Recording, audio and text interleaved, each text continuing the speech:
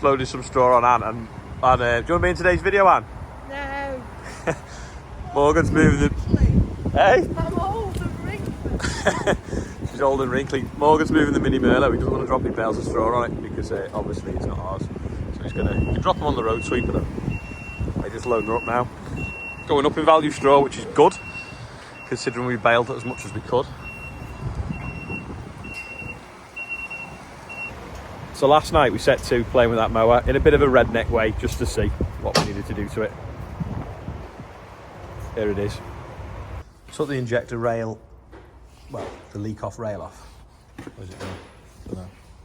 Where'd you just put that rail then, Rob? The leak off rail? I thought I put it up there. Yeah, that's off. Took an injector out, so I'm going to have a look down there now, see what's going on.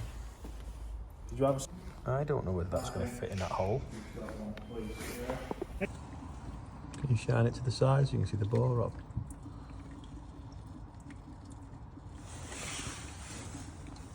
Not very well. Piston at the top, do you think? It's not. Bit of time lapse, you're taking it apart, you know? Looks like a pocket sprung mattress. And there's the head coming off now.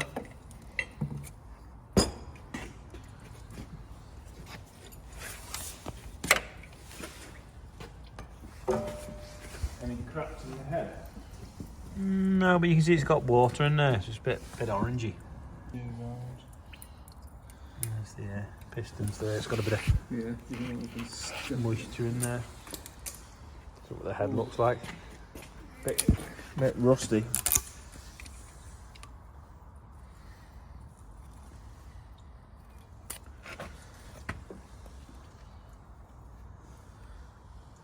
Bit of Brillo pad, it'll be alright, won't it? Get the flapper disc on it, on the whizzer. Mechanic Steve style.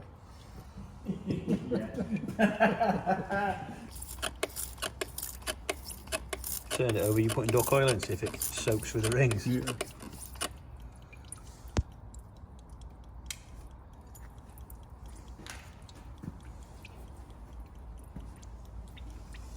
It's disappearing.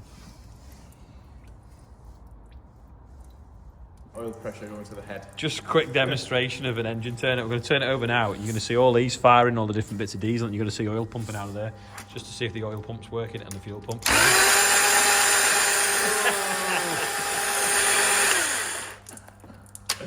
Oh, Kobe Till's not. Testing the injectors now. Go on, try it, Rob.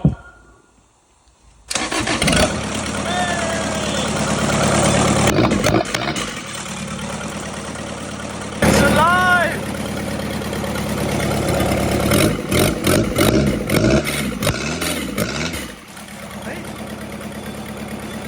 Come on, go backwards. Forwards, backwards. Hey! Yeah, we got the mower going. It was only actually water in the fuel system, so we cleaned it all out, and we even used the same head gasket just to try it because we didn't want to spend any money until we knew that the engine and the transmission and everything worked. But now it runs, we can actually rebuild the engine properly with, you know, new head gasket, new head bolts. But we just rattle gun the head down to see if it started, and it did. So there you go, a redneck way to fix a Kubota engine. This is why I wear a hoodie. Corner of the Bateman. It's like a shower when you're getting in them. Just gonna move it out of the way and move some hay about. Got to fix the dog field gate, and I need some tech screws. I'm gonna have a look tomorrow at Cramp to see what steel tech screws they do for on the racking, because I think it'd be handy having a different size one, because some of these ones are screw heads. I could do with them 8mm heads. I'm sure they'll do them. So wet. This post just keeps dropping, so I don't know whether to just ratchet it back to that tree, then put that wheel on it, see what that does. Someone's on the field now, so I've come back to find some drill bits. One left in the box. That is the third box of them I've bought in the last 3 years. No one ever puts anything back away. Two. Or they snap them. Yeah, we're going to try and put that on there.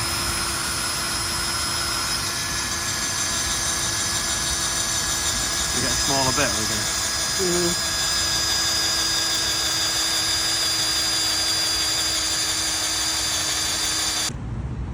That's better now. We drilled 2 holes, bolted that on, wheels along. It's a little bit bumpy on the stones, but nicely now.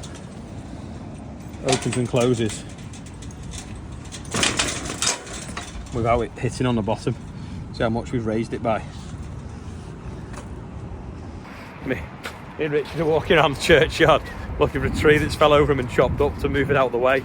But we can't find it anyway. We can't even see any evidence of a tree blown over, so we're going to go next door where it might have fell to. Oh well, we found it. Pretty straightforward job. Probably even fit in the Merlot bucket. This is the church car park that me and Jeff did the other day. So we filled the holes in anyway. It's good. There's no water laying despite the rain. And this was the manhole cover, so Jeff's put a different colour stone on the top of it so we know where it is. Normally we put paper crumb on the floor when we spill oil and diesel. Anyway, last night we spilled loads of oil and diesel. And we've got this stuff. Put it on the floor and I've just brushed it away now. It's proper bone dry. Me and James are supervising. I've got this bag, I'm going to show you what's in it in a minute. But we're supervising Charlotte Ashley playing on the mini Merlot. We're going to a cramp thing. Anyway, we're going to travel together, so she's having to go on the mini Merlot. The micro Merlot.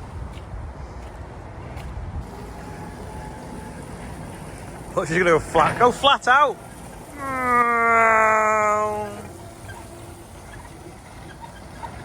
It's squeaking.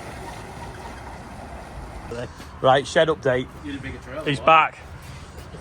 Blocks going there. Hopefully that'll go there and get rendered. But he's still sceptical about the bales insulation. But at least we can get it watertight for winter and carry on a bit more inside. But there's quite a lot of stuff that needs to be moved before we start. So I'll see you in a few hours. I have come to take over the birthday bumper here. Ian's letting me loose on it. We've got Gareth, I want to say McCoy? No one actually knows. CW McCoy maybe, 18 plus VAT. David Young, TJ Matthews, Oscar Everington was 14 yesterday, George Dakin, Reggie Simcock, Craig Lee, and Simon Wallace is 39. And look at that for a total.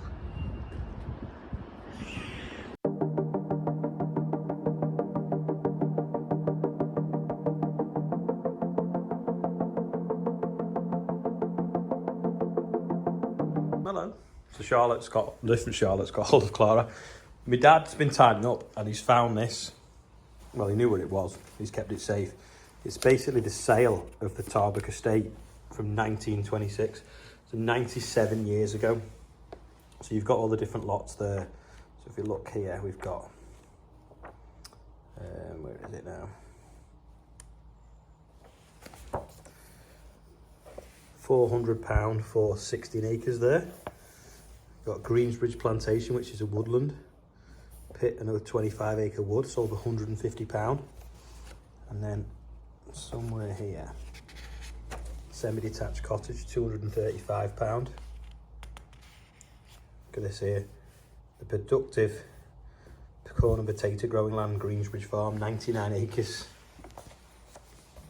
Put one of them in here. So there's Tarbuck Hall, that's still standing.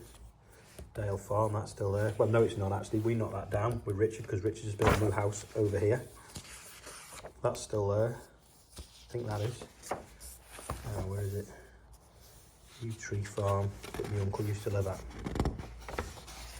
Somewhere. I'll find it now. A desirable small holding of 5 acres.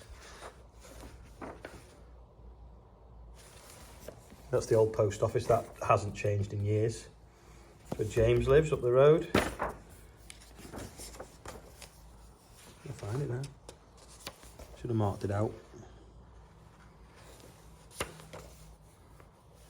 Highly fertile arable land. There we go. No, Yew Tree Cottage. Sorry. I'm looking for Yew Tree Farm.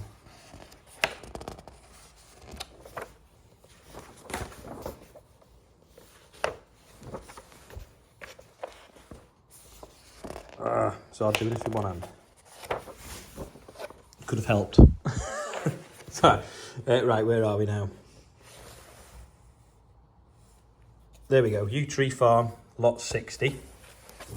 So that is the farm that my uncle used to live at that we sold in 1985. Here we go. Oh, I just skipped a page. There we go.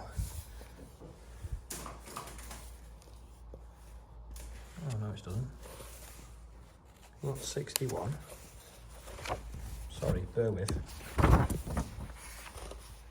Yeah, sorry, lot 60, Yew Tree Farm, 114 acres.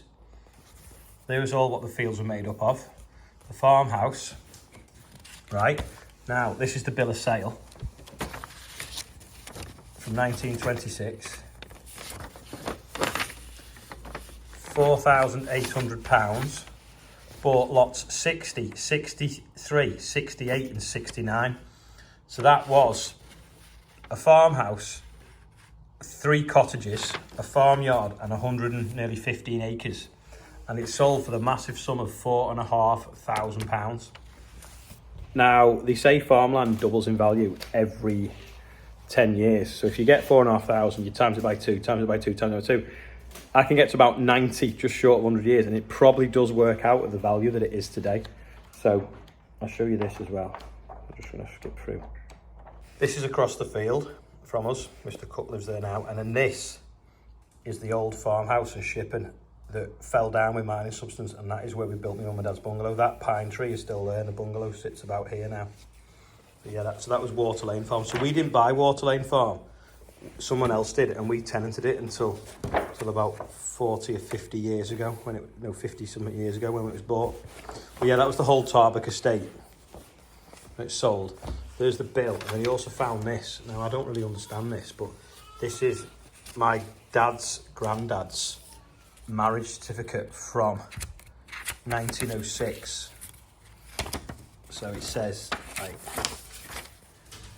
Daniel Ledson Harrison, Elizabeth Ann Critchley.